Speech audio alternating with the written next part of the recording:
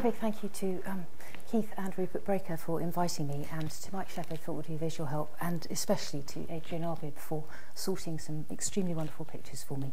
And thank you all for coming. I'll talk for about 45 minutes, and then if anyone's got any questions, I'll do my best to answer them.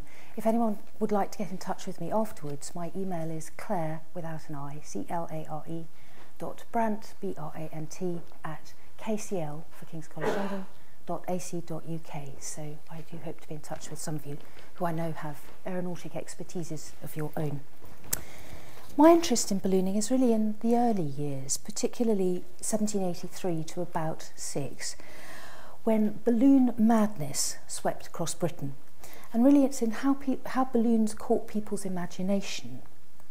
The story of flight is often told as a story of progress achieved through experiments, so that balloons lead to airships, which lead eventually to aeroplanes. This version of aeronautics, if you like, magnificent men in their flying machines, is a story of science and engineering.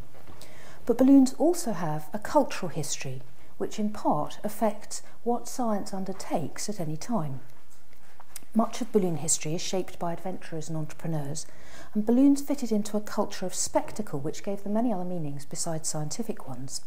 It's a bit tricky in 45 minutes to cover the spectrum, but I thought today I'd talk about the scientific context of some of the early aerial voyages, and particularly the intellectual networks around them, and how the Royal Society fits in. The Royal Society has a small part, and I'll try and explain why it wasn't bigger. I'll talk a bit about the chemistry of gases, how it was understood and misunderstood, and how the exchange of ideas was complicated by questions of national pride and national interest, and so how science jostles, really, with spectacle in aeronautics. There are various contenders for the honours of the first flying machine.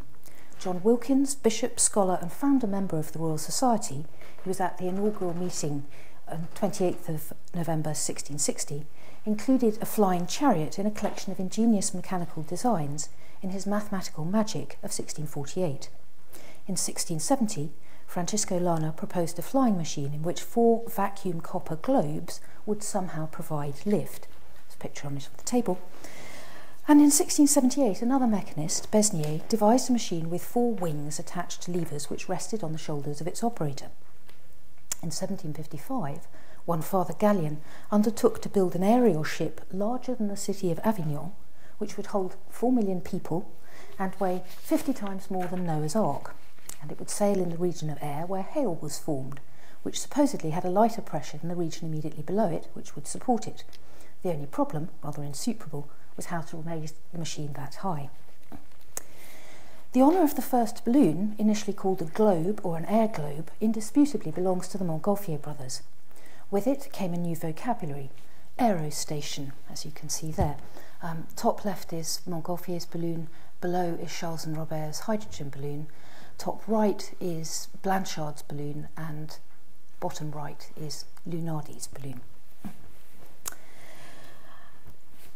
Aerostation was defined as aerial navigation, or the art of navigating through the atmosphere. Hence also the machines which are employed for this purpose are called aerostats, or aerostatic machines, and from their globular shape, air balloons. On the 5th of June 1783 at Annonay, Etienne and Joseph Montgolfier demonstrated the ascensive power of a vast paper-lined bag fed by hot air from a fire of chopped straw and wool. It went 6,000 feet up. An invitation by the Academy of Sciences to repeat the experiment in Paris led to a successful test flight with a sheep, duck and cock as aeronauts. You can see them in the little cage there. And then to the first manned ascent on the 21st of November 1783 with Pilatre de Rosier and the Marquis d'Arlande. Despite high winds and smouldering holes in the balloon, which had to be put out with wet sponges, they made a voyage of 5 miles over 25 minutes, landing with elation. The age of aerostation had arrived. At the same time as the Montgolfiers were approving their hot air machine, one of the Academy's own, a Monsieur Charles, was developing a machine based on the lighter-than-air properties of hydrogen, known as inflammable air, which eliminated the risky business of having fire aboard and provided more lift because inflammable air was 7 times lighter than ordinary air. Charles and one brother Robert made a successful test flight on the 1st of December 1783. You can see them there. The little balloon in the top left is because when you had an ascent, people would send up a test balloon to see which way the wind was blowing, and sometimes they show up in the engravings and sometimes not. They had a more scientific dimension to huge public interest. Persons skilled in mathematics were conveniently stationed with proper instruments to calculate the height, velocity, etc. of the balloon. The voyagers were up for an hour and 3/4, descending 27 miles away in triumph, not least because their experiment had demonstrated that inflammable air was easier to manage than fire as a means of lift. You could control ups and downs to some extent by throwing out ballast or allowing gas to escape. Over the next year, proponents of both methods worked away on improvements to aerostation. They were both helped and hindered by a model of aerial navigation as analogous to hydrostatics. The principle was simple, as someone at the time explained. When a body is immersed in any fluid, if its weight be less than an equal bulk of that fluid, it will rise to the surface, but if heavier, it will sink, and if equal, it will remain in the place where it is left. For this reason, smoke ascends into the atmosphere and heated air into that which is colder. The analogy was imperfect because, as many people pointed out, a ship is only partly immersed in an element of different resistance, and balloons were wholly cast into air. But the analogy was powerful and still is. Think of astronauts and cosmonauts, of spaceships and motherships. So in addressing the problem of steering, central to navigation, people looked at the apparatus of ships.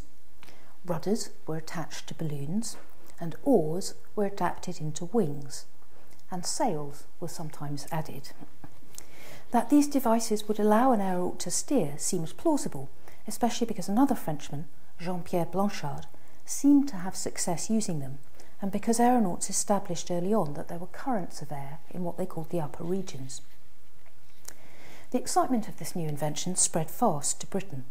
The first fire balloon ascent should be attributed to James Tytler, who lurched half a mile across Edinburgh at a height of 350 feet, but it ended in disaster and he rather dropped out of the picture, despite a generous tribute to him by Vincenzo Lunati, a Neapolitan who made the first successful public ascent in front of a huge crowd in London on the 15th of September 1784.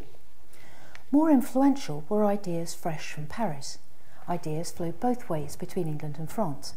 The Montgolfiers depended on ideas from British chemists, of which more later, and there were many eyewitnesses, British and French, who sent enthusiastic descriptions of the pioneering ascents to correspondents in Britain.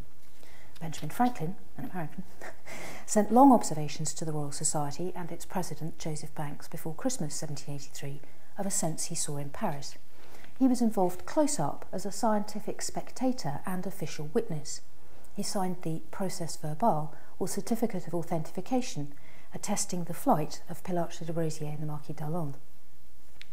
Another correspondent was Henry Smithland, who participated in the frantic, frenetic preparations for ascent of an inflammable air balloon in 1784. Many of these letters were printed in the newspapers, fanning public interest into what was soon called balloon madness, or a rage for balloons. The accounts also fed science into public awareness, so that any informed reader might know as much as any learned gentleman. That balloon history still turns up surprises is delightfully confirmed by the recent discovery in the Royal Society archives of designs by Henry Smithland for an aerostatic machine. He hoped it would fund a pet project, establishing a free society in West Africa, where he'd gone to collect insects, following which he published in 1781 a treatise on termites that earned him the glorious title of the father of termitology. Smithland sent these designs to Sir Joseph Banks, claiming he could solve the problem of dirigibility, a problem that, despite everyone's best efforts, was never really solved.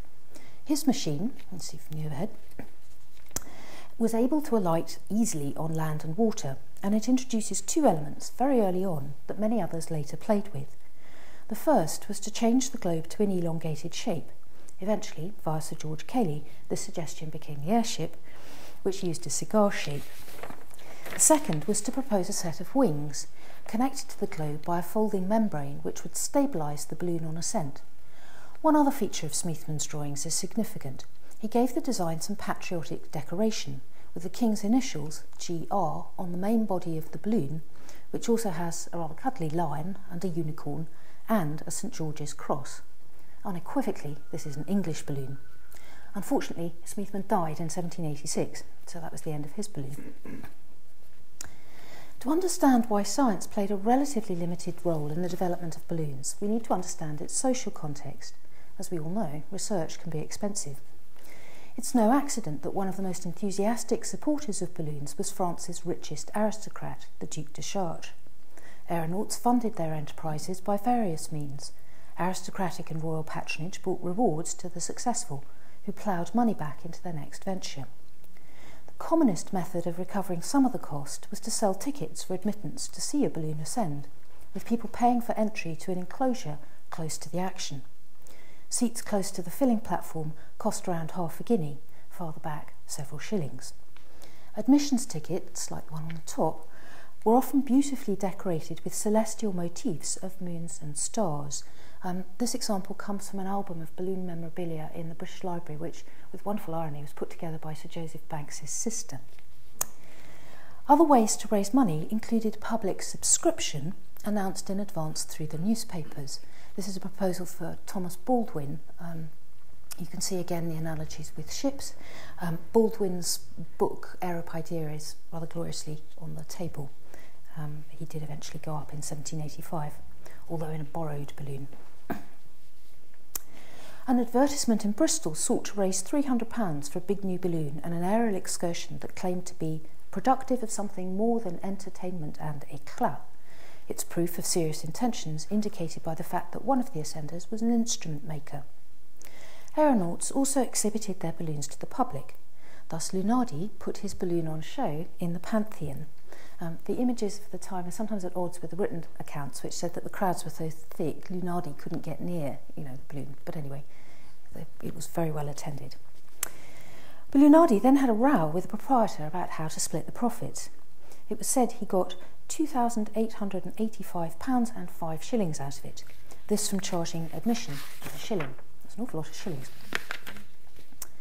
When Montgolfiers' grand aerostatic globe progressed through Britain in 1784, it was advertised as a free show because Monsieur Montgolfier was showing it for the honour of science and with the liberality of a true philosopher, except the exhibitor, Mr. Clenson, had to cover his costs and hence charge a shilling. Nonetheless, he earnestly hoped that the learned and the curious in every rank and station of life will profit by it. A few aeronauts sold accounts of their aerial voyages. It was all financially precarious. The cost of refilling Charles and Robert's balloon to attempt a channel crossing was said to be £500. In the 1820s, Charles Green reduced costs by using coal gas in use for street lighting, and he cut deals with gas companies who let him fill balloons from their pipes.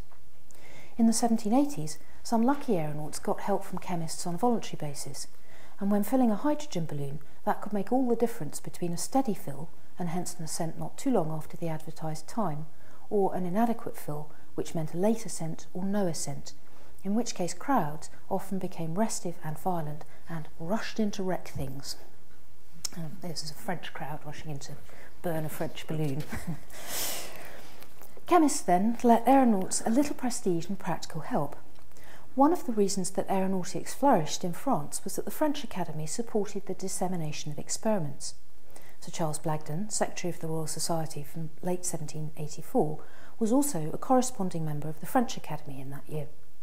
He had an extensive network of interests carried on through letters, and the Royal Society has some very wonderful volumes of his correspondence and his journals. One correspondent was a Monsieur de Luc, who noted that both English and French chemists were interested in la théorie de la chaleur, and on the August 19, 1783, he offered to send some work in progress that originated from the experiments of Cavendish and Priestley. He wrote, "Chemistry is making rapid progress in France. It cannot be otherwise when there are so many men working with unwearied assiduity. The new experiments among heat, made by Messieurs Lavoisier and de Laplace conjointly, are very curious. The subject was thought so interesting that they got the dissertation printed off the Memoirs of the Academy almost as soon as it was read." One big difference between the French Academy and the Royal Society was that the French Academy was government funded. Its members were paid salaries and expected to produce work of benefit to the state. The Academy took a keen interest in aeronautics, appointing Monsieur Charles to monitor and pursue experiments, and many of its members attended the early demonstrations in official capacities. Royal Society, in contrast, was, despite its imprimatur from royalty, effectively a self-constituting gentlemen's club. At least it put up no religious bar, unlike the universities, which required subscription to the 39 Articles for matriculation. Nonetheless, the definition of gentleman reflected tensions between merit and birth. In the Royal Society, these came to a head in 1783-4, when its Foreign Secretary, Dr. Hutton, the person who handled contacts with abroad, was forced to resign, and his defenders kicked up a storm that spilled into print. I'll go into this a bit because it helps explain why scientific questions arising from aeronautics didn't get formally taken up or more taken up by the Royal Society. It was a society for which membership was conferred by election. A person was proposed via a document that was publicly hung up and signed by existing members. After 1730, you needed at least 3 supporting signatures to be elected, and there's a lovely example of Dr. John Shelton's certificate of election on the table. In 1784, some of the members complained that the process of election was being subverted by banks, who, they alleged, was putting pressure on some candidates to withdraw and arranging for others to be blackballed. The charges were serious. It was said that banks had a penchant for every titled man, foreigner or English, he could pick up, that he regularly favoured rank over merit, arrogantly dismissed criticism, and did not follow proper procedures. An insider who published an anonymous, no wonder, exposé of the goings-on complained that the intellectual and social remit of the Royal Society was being too narrowly drawn. He said, "For whatever we ought to be, which is another question, we are not an academy of sciences, i.e. a receptacle for the great in science, but a society of gentlemen, of all ranks and professions, all opinions, and, we must add, all kinds of learning or no learning, paying 52 shillings a year for the encouragement of literature." Banks, it was said, was trying to keep out people from humble backgrounds, like a country physician and a Birmingham schoolteacher, and people with expertise in branches of learning he thought too lowly, like mechanics. So he'd forced the withdrawal of a certificate from someone knowledgeable in mechanics, who later advertised a patent for a water closet, and whom the anonymous author defends. Water closets, by the by, are part of mechanics, and very necessary parts too, even to philosophers.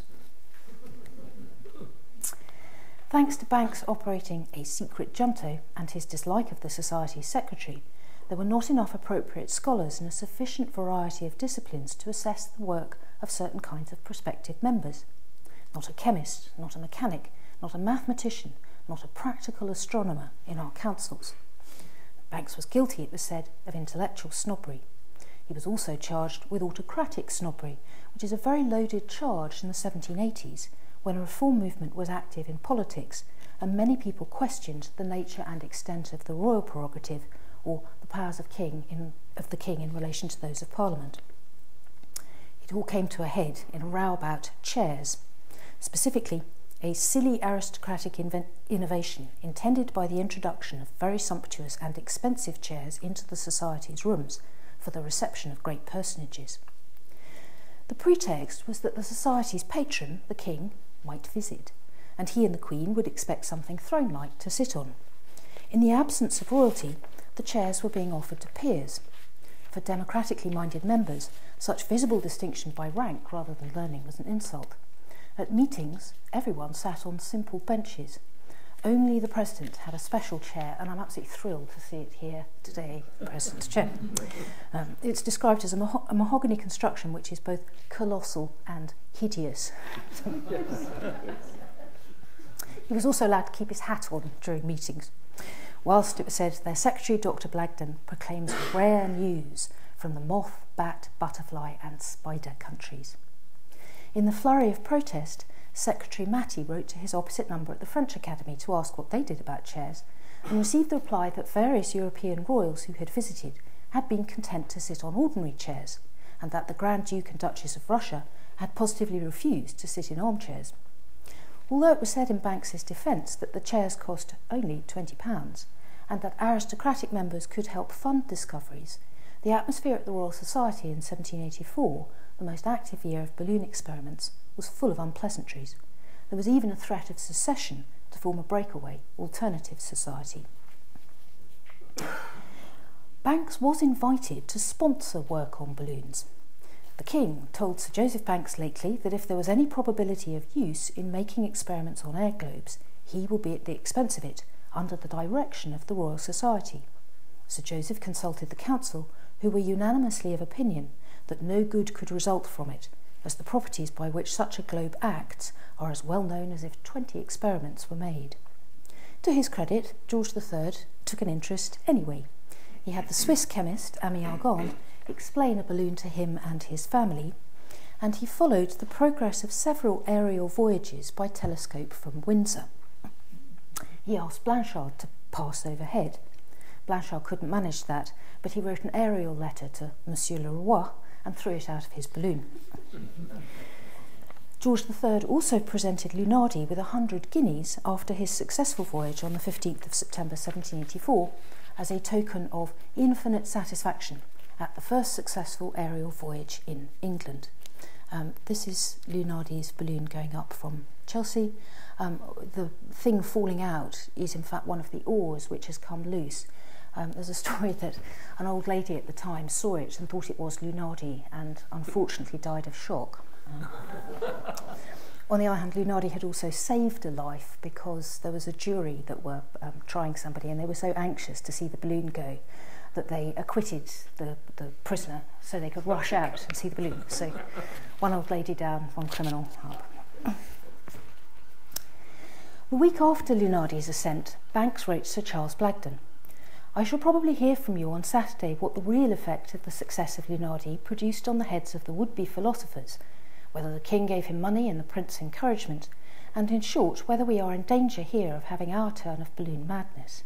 I confess I feel interested to know how that is likely to be, but hope for my countrymen that it will not rise to the absurd height we've seen in France. It does not appear that Lunati has made one real observation to assist the science of meteorology, or indeed anything more than his predecessors in the art of delivering themselves over to the command of the winds." Though he was sneery about Lunati, Banks did take a little interest in balloons. He suggested the addition of sliding weights to Smithland's design, and he was open to balloon news, especially bad news. He wrote Sir Charles Blagdon on October the 12th, 1784, "Many thanks for your letter, which gave me exactly the character I expected of Mr. Lunati. I expected to receive it. It's wondrous how many people have been tolerably at their ease in the air without making one observation worth a groat." He wrote on, hopefully, "Mr. Sheldon and Mr. Blanchard have probably fallen out." If rumour was true, they had. Dr. John Sheldon was a member of the Royal Society, a physician later notorious for preserving a dead mistress, embalmed at her request, in a lead-lined coffin kept in his house. He tried unsuccessfully to make his own balloon, and Blanchard may have taken him on board as a form of patriotic and scientific ballast. It was said they'd quarrelled when the balloon touched down. Blanchard wanted Sheldon to get out. Sheldon refused.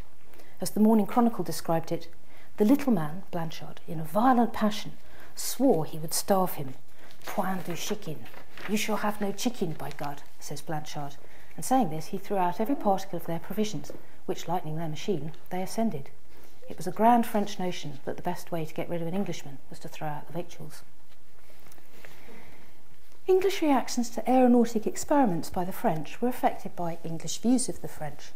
There were Francophiles and Francophobes in England, just as in France there were Anglophiles and Anglophobes. National stereotypes were powerful, though not homogeneous. Many British writers were piqued that the French had invented balloons and attributed it to the innate flightiness of the French. Others were actively generous, arguing that the French should take credit for an invention that could benefit all nations. Some of the in-betweens recognised that the French got there first, but argued they depended on the work of British chemists. The history of chemistry helped shape the history of balloons through the rivalry between proponents of hot air and of hydrogen. As the Annual Register for 1783 put it, there are parties even concerning balloons. There was an attempt to unite them in a combined aerostatic machine, in which Pilatre de Rosier and his friend Romain were to cross the Channel, starting at the French side near Boulogne. On the 15th of June 1785 it ended in disaster. The hot air balloon underneath set the hydrogen balloon on top ablaze. Both aeronauts were killed, shockingly, in the first air crash. Okay, now we have a sciencey bit, and I'm afraid there are no pictures. So. The organisation of knowledge in the 18th century was a little different from how it is now. People spoke of branches of learning as if intellectual inquiry was a tree. One type of intellectual tree was natural philosophy, a term which embraced subjects subsequently considered to be separate branches and indeed separate trees. Sir Isaac Newton's famous publication, the Principia Mathematica of 1687, is in full Philosophiae Naturalis Principia Mathematica. In the 1780s, science was changing from its original meaning, knowledge, from the Latin scientia, to encompass particular kinds of knowledge concerning the natural world, especially those arrived at through observation, reasoning and experiments. The truth of knowledge derived from experiments was proved by a method now recognised as scientific. If you repeat an experiment, you should arrive at the same knowledge. The rationale of an experiment might involve a hypothesis, but equally it might derive from a set of observations which added to knowledge but were not in themselves explanatory. There was still much to be discovered about the world, and people accepted that some kinds of knowledge were incomplete. As Joseph Priestley put it in a paper that was read to the Royal Society in 1783, the principal facts, I think, are ascertained, though I do not presume to give any opinion with respect to the theory of them. Empiricism was one approach, increasingly valued, but not only applied in systematic ways. The 18th century was very hospitable to miscellaneity. Hence, with considerable charm and energy, it was hospitable to all kinds of ideas that emerged from what was described as groping about. Chemistry was particularly in a foment at the end of the 18th century. There were many new words. Not everyone delighted in what one overwhelmed reader called the poetry of the new nomenclature, but new vocabulary indicated that new facts and theories were forming. One of the period's most wide-ranging experimenters was Joseph Priestley. Air was one of his special subjects. Surprisingly little was known about the composition of air, although ideas about it were very important to medicine. That air itself was a mixture of gases had been established by Joseph Black in the 1750s. Working on alkalis, he established that when mild alkalis were treated by heat or acid, they released what he called fixed air. By careful weighing of substances at different points of his experiments, he showed how changes in weight indicated the addition or loss of fixed air. Black was also interested in heat, and through influential lectures, first at Glasgow, then at Edinburgh, he disseminated the concept of latent heat and specific heat, and showed how fixed air was present in the processes of respiration, fermentation and combustion. These immortal discoveries, as another chemist put it, joined up with a strand of debate about what happened in combustion. In the late 17th century, it was suggested that when something burned, it released a special substance. In 1718, a German chemist, Stahl, took the Greek word for fiery, phlogios, and applied it to this substance. Phlogiston thus connected air and heat. A phlogisticated substance was one that contained phlogiston. When burned, it gave up its phlogiston.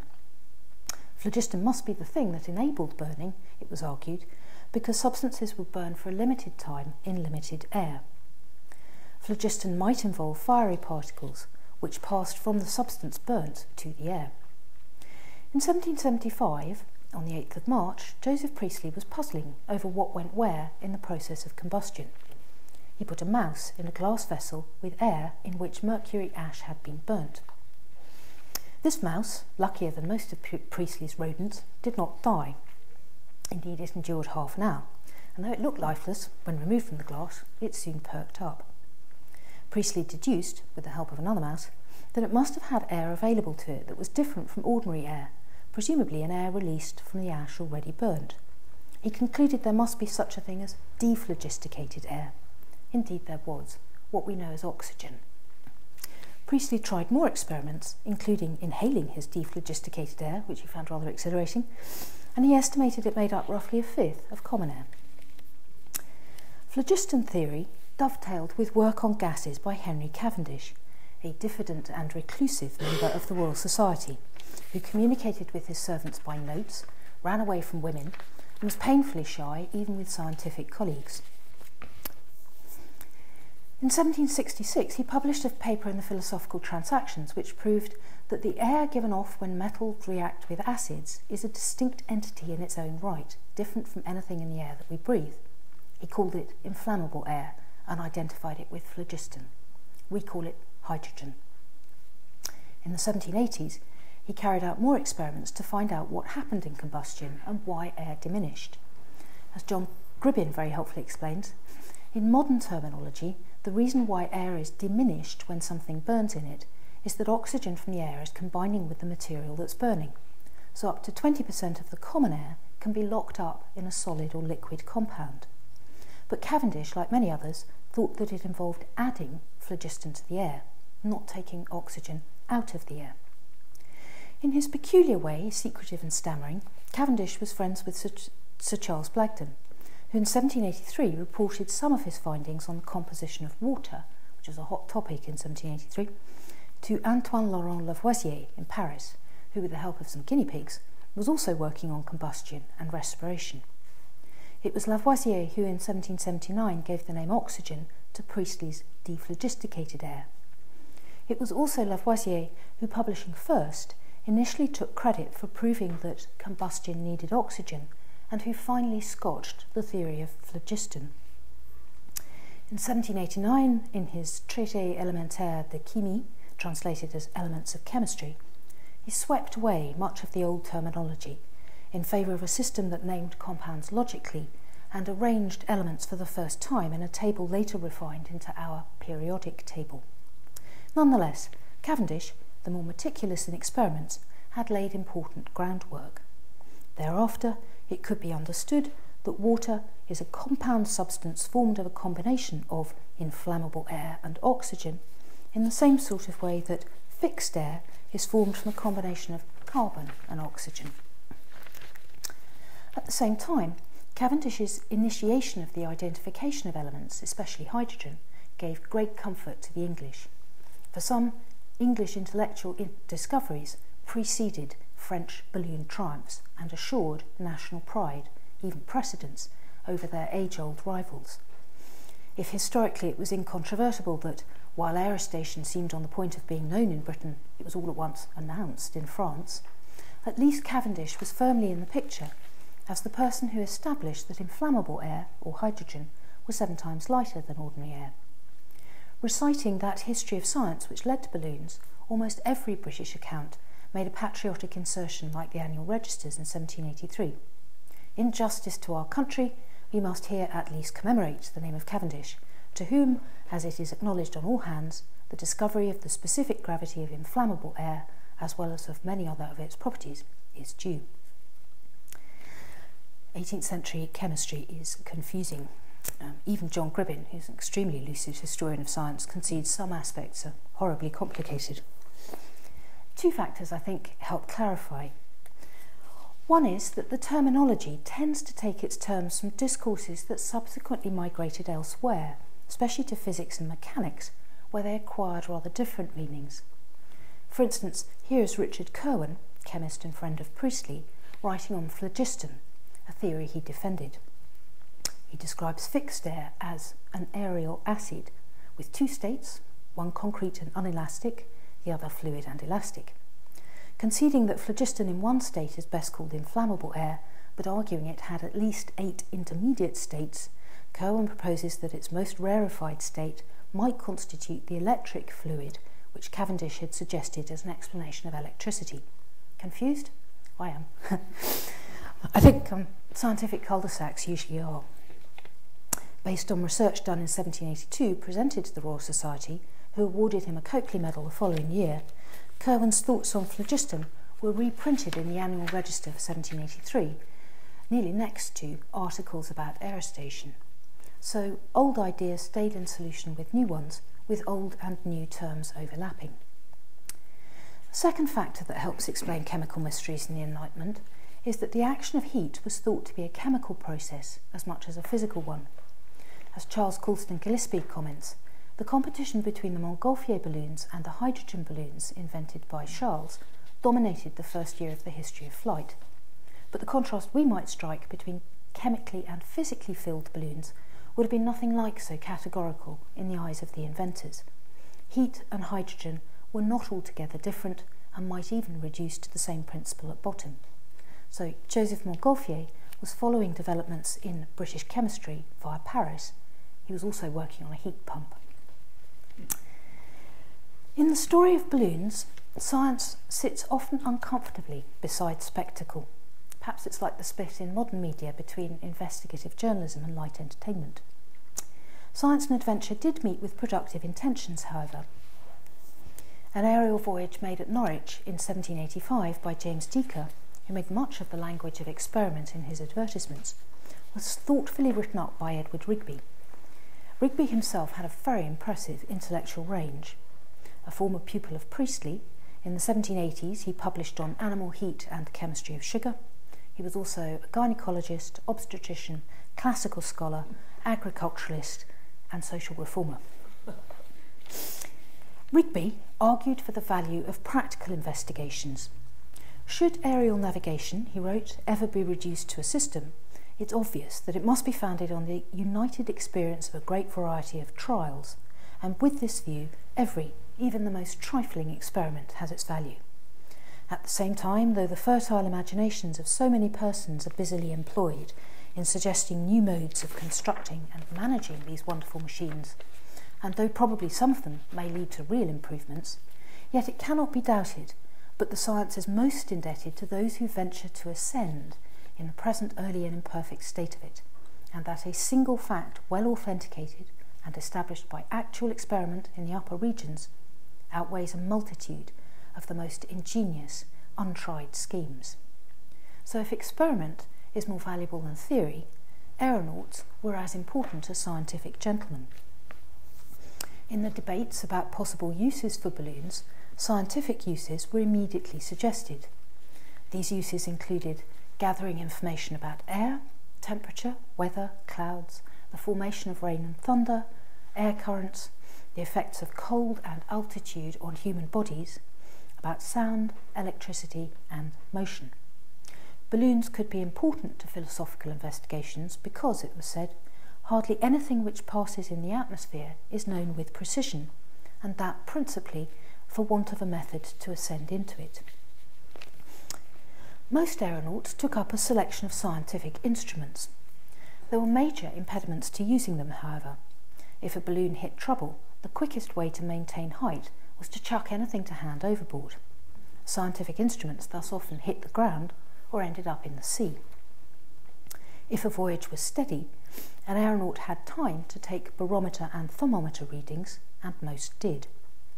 Some aeronauts planned experiments that seemed simply mad given the unstable conditions.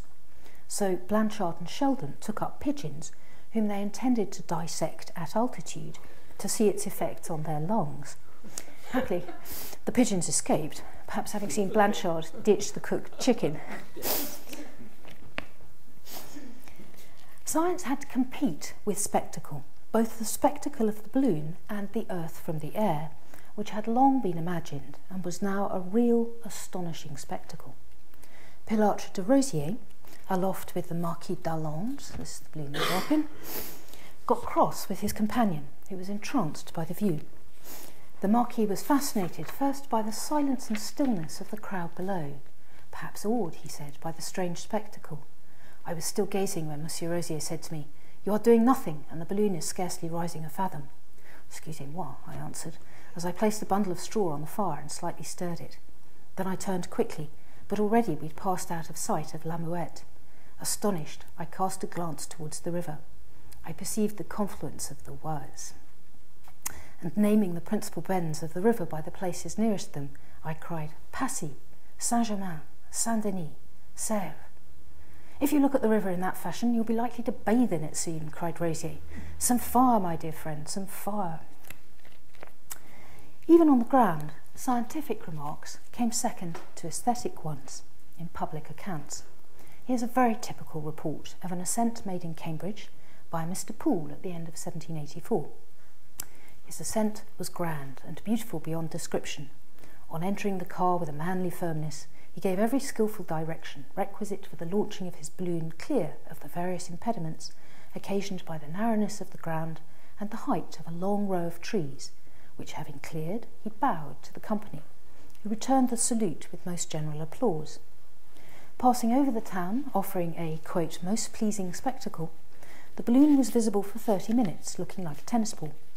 Paul descended at Wickenbrook in Suffolk, about 24 miles away from Cambridge, was hospitably received by a local gentleman, and returned to Cambridge at 3 in the morning. He went 2 miles high by the barometer, and, he said, although he tried the magnet repeatedly during his voyage, he did not find that it lost the smallest degree of attraction. For spectators, the attraction of balloons was much more about beauty and emotion than science, although beauty, emotion and science together, along with the prospect of balloons becoming useful, fired imagination. Balloons appealed to the eye. The Montgolfiers, who had connections with the Réveillon wallpaper factory, had magnificent decoration on their paper envelopes.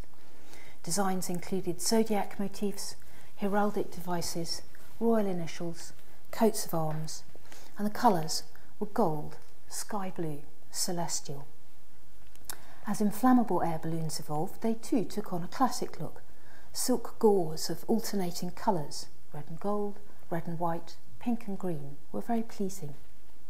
Little gold beater skin balloons could be purchased in London for threepence and sent aloft, lit by fuses soaked in spirits of wine. At night, these illuminated globes floated beautifully and dangerously over the city.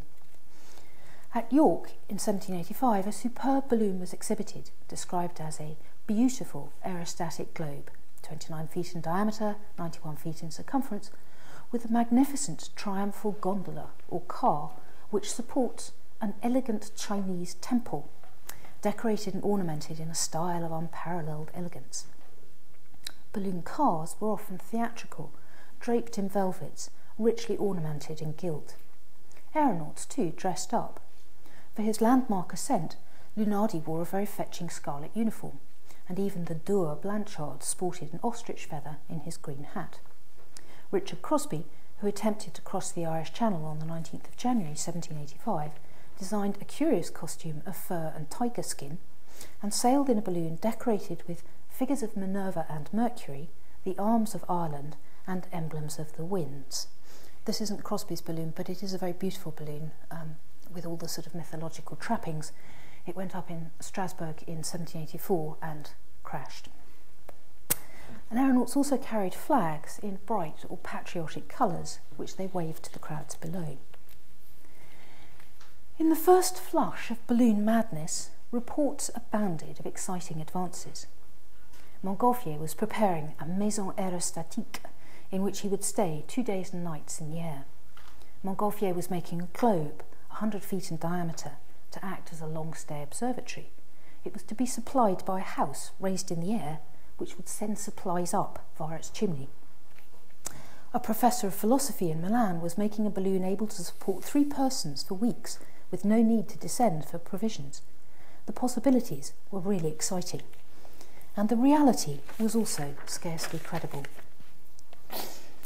In February 1784, a balloon ascended at Naples in front of the King and Queen and the King of Sweden. I don't have a picture of it, and I think actually you can use your imagination, so it's better that way. This is how it was described by a witness. Perhaps it was the noblest sight the human eye has ever yet been regaled with. Imagine an immense globe of 150 feet diameter and 200 in height, gilt, bearing on the top an enormous crown, sparkling with well-imitated precious stones of various colours. To the globe was annexed a building of the most beautiful architecture of the Doric order, formed of pumice stone and surrounded by a terrace or gallery railed in with orange trees and lemon.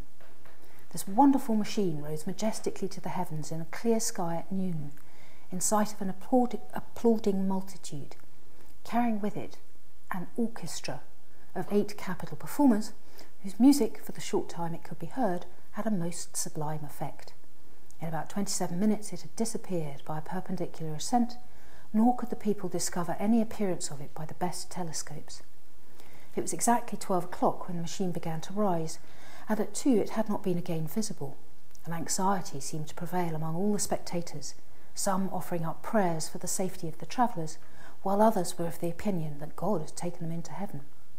But the acclamations were excessive when, at 13 minutes after 3, they observed a small speck in the air at an immense distance, which soon showed itself to be the wished-for machine, which gradually descended till it reached the earth at about a mile distant from the place of its ascent, and the aerial navigators trod the earth in safety again. Hopes were very high in the years immediately after ballooning took off that it would be useful. The most obvious use was aerostation itself, the art of aerial navigation, often described as a science. If the science of aerostation is improved, wrote one commentator, the present age will be forever distinguished as being productive of one of the boldest efforts of human genius to obtain what all ages of the world have ardently wished for.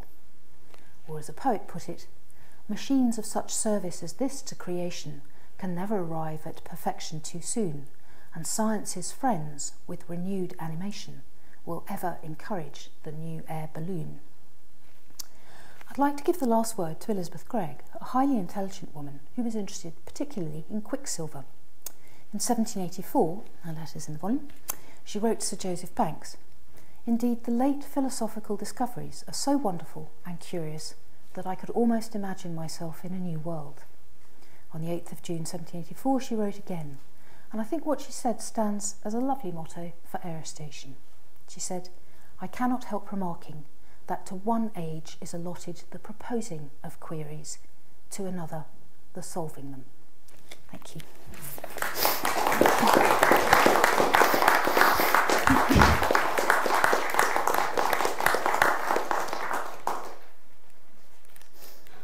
I should just say, what you see in the centre of that illustration is the first representation of the Earth from the air. Thomas Baldwin is about a mile high at that point. The weirdy bit in the middle is actually the town of Chester with the streets and the River Dee running through it, and the little mushroomy bits are clouds with the curvature of the Earth flattened.